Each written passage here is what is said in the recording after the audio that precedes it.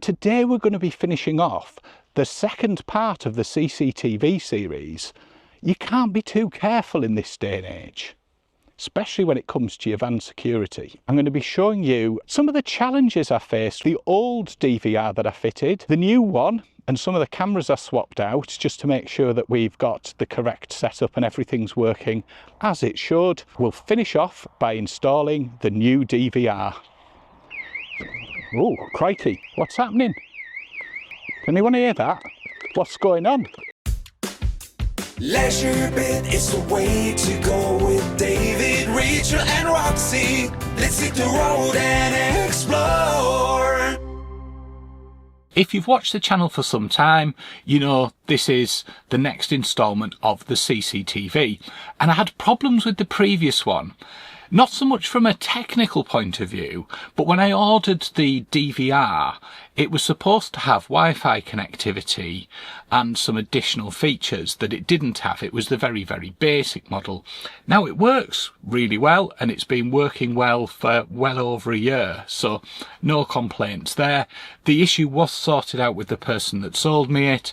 They gave me a significant refund and therefore doesn't really owe me anything, as it's done a cracking job.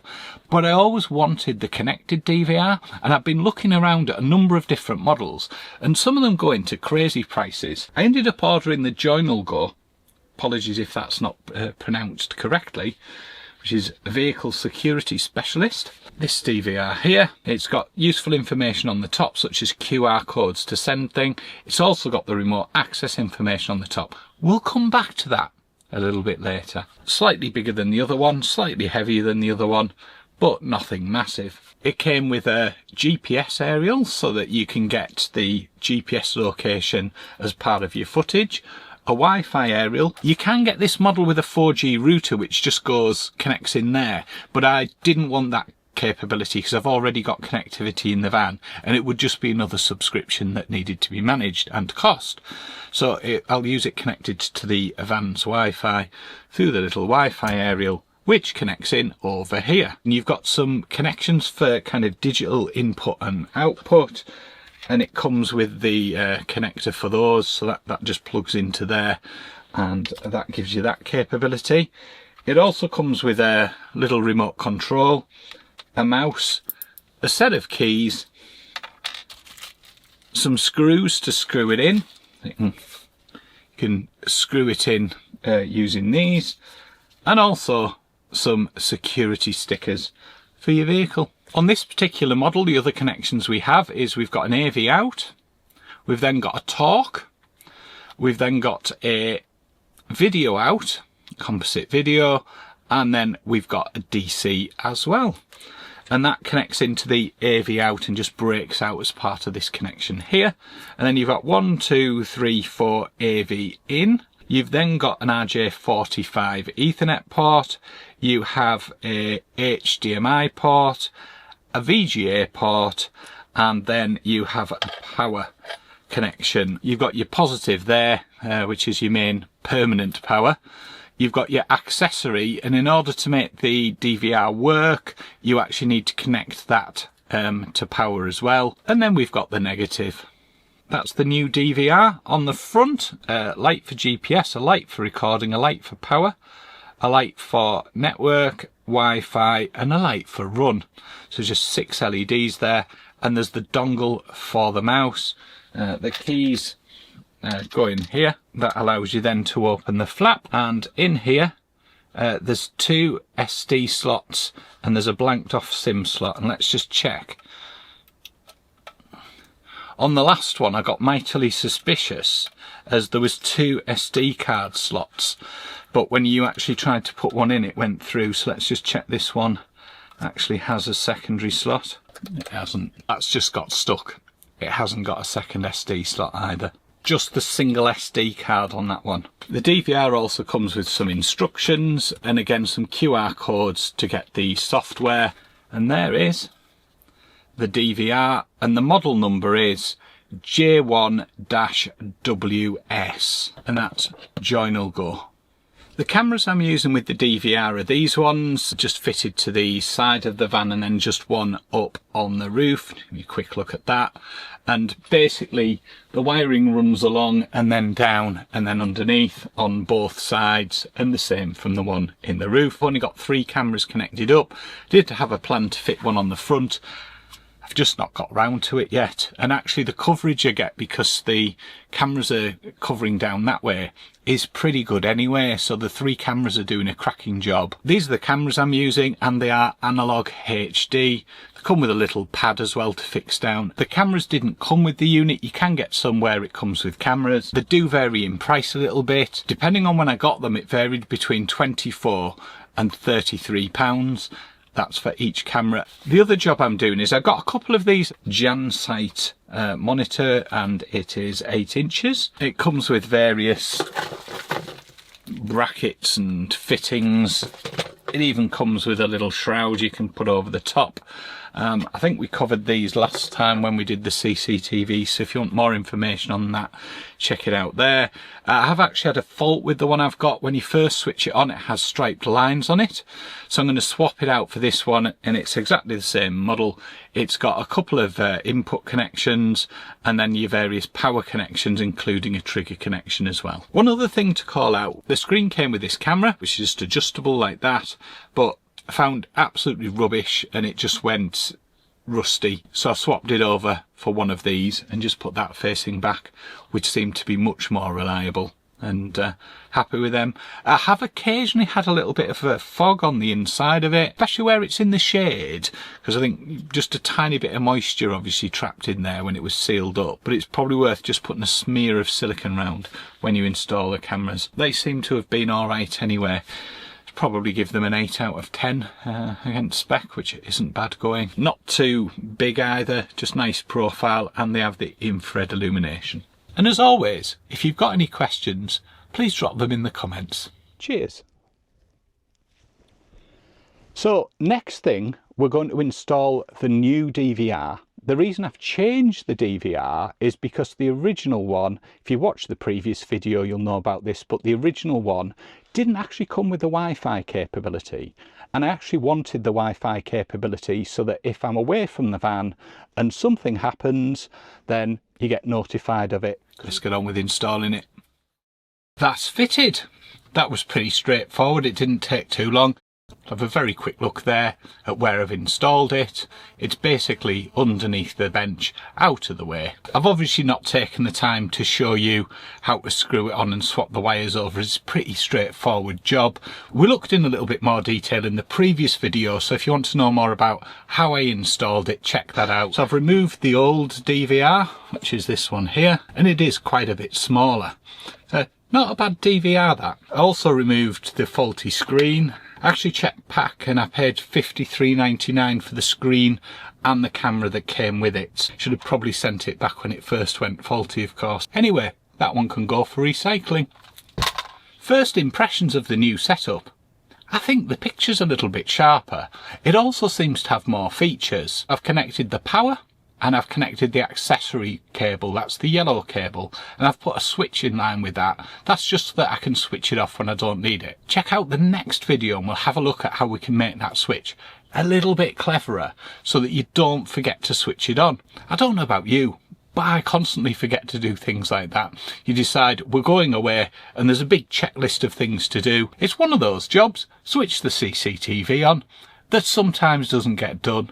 So I want to make that simpler and I want to automate it. Let's cover the cost. I paid $159.99 for, and that included all the bits that came in the box with that. I paid $53.99 for the screen, which also included the remote control for the screen and the bracket, and also the camera, which we didn't use. And for the cameras, I paid on average about £30 each for those. That takes us to around £305 for everything. Now you can get packages that include the cameras, the screen and the DVR. I'll pop a link in the description to see more information on that if it is something you're fancying doing. As always, before carrying out any modifications or changes, do check the impact on your warranty and also, of course, your insurance. I've personally found it really useful, and also it gives you that ability, if you hear a noise outside and you're in the van, you can check on it, and now can also check on it remotely. So one useful feature of the new DVR is the ability to actually get a notification if something's going on outside. Oh, weird. Oh, something's going on outside. I better go and check it out, see what's happening.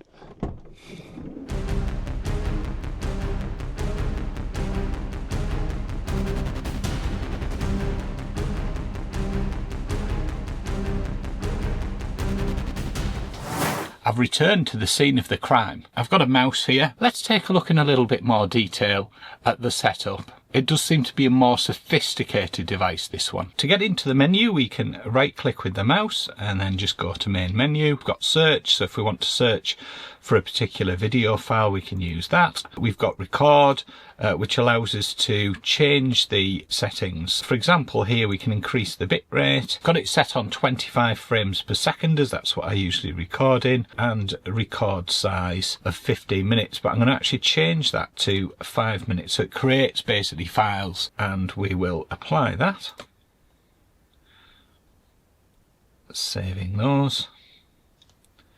That's done. We then got in basic, we've got alarm settings, so we can set using that input output port. There's also settings for motion detection here, where we can actually set up and then create the grid where motion's detected by just selecting these out. It's like reveal a picture. And then we've got settings for setting the date and time. You can see it's Sunday the 2nd of February 2025 at 9:43 AM. The disk settings, at the moment I've got 1 to 8 gig SD card in the device. Obviously you can put a larger one in than that. Different devices support different sizes and types. We've then got the vehicle. We can set up acceleration settings so that if there's any particular jolts or movements, we can trigger them from there. We've got on-off settings. At the moment we've got it on ignition mode, we can have it on timing mode, or we can have it on power save. Moving along, we've then got display, and we've got the various settings here for the display, including how it starts up, what position you want them in. So if you happen to have connected it up wrongly, you can actually adjust out of it on here. You can also go into colour setup and then change the colour to your preference. Then you've got password, which basically is just to manage your passwords and other information. It's obviously worth setting a password as well. For demo purposes, I've kept it clear here, but obviously when you're setting it up, you wouldn't keep it clear. And then finally, exit there. We can look at the different screens, so we can go back there, we can just double click in and then see the different angles there. The sun's shining right at the back there, that's why we're a little bit glared there. So we can see there as we're driving along the road on the way here.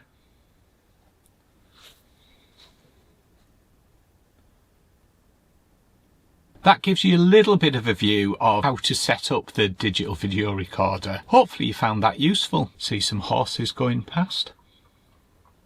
There's also an app you can get for your phone. It's called CMS V7. What it does bring up, as you can see there, is you get a map of the location. You can also track routes and things, any alarms. You've got various settings and things, but if I go in and then I select the vehicle, it brings up details of it. It's flagging to me that there's no video on channel 4, which we know about because we haven't got channel 4 set up. Preview. The camera's on the phone. There we go. And if we want to, we can then use the playback features or any of these settings at the bottom. So we might want to blow that one up, and then we get that into a larger video. So come out of that, and if we go back to the menu, we can then play back footage as required, and then we can just select which channel. So we'll select channel 1, location on the terminal disk, and the video type of all of them. And select the date is today, and we'll begin the time at 9. That's 9:30. Okay. What that'll do then, it'll bring back any footage from there.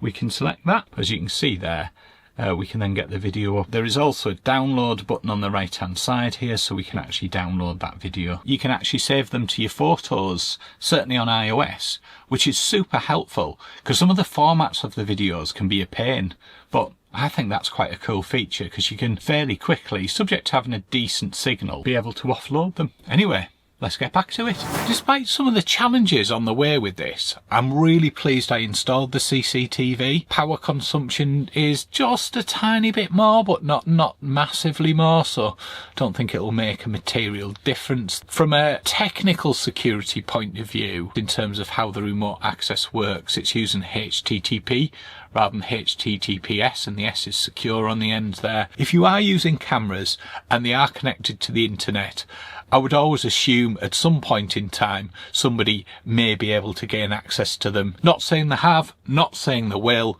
but it's a possibility. And for me, thinking about the risk factor, it's pretty low because they're outside, they're just keeping an eye on the van. It's obviously early days at the moment. I want to give it a good trial. I will come back to you and let you know how things worked out in a few months' time, because that gives enough time then to get a feel for the system, any quirks, or indeed how it's performing. Are you thinking of fitting CCTV in your van? Or do you already have CCTV? How do you find yours? Let us know in the comments. Thanks to Chris for playing Rob the Burglar, and thank you for watching. I hope you found it useful and hopefully entertaining at the same time, and I will catch you for the next bit. Bye!